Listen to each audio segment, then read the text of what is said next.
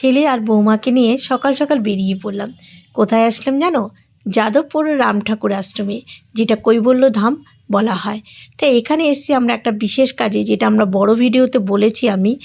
তা দেখো, ছেলে বৌমাকে নিয়ে কিছুক্ষণ বসে থেকে তারপর এখানে কীর্তন শুনলাম। তারপর আমাদের যে কাজটার উদ্দেশ্যে গেছি, কাজটা হয়ে গেছিলো। তারপরে আসলাম প্রসাদ নিতে।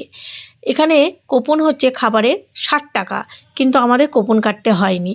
আমরা যেহেতু আমাদের দীক্ষা নেওয়া হয়েছিল, এই জন্য আমাদের কুপনটা ফ্রি ছিল। তা এখানে রান্না, প্রত্যেকটা রান্না এত সুস্বাদু। কাঁচা মুগ ডাল, বেগুনি, ফুলকপি আর নতুন আলু দিয়ে তরকারি, শেষ পাতে ছিল আমের চাটনি আর পায়েস।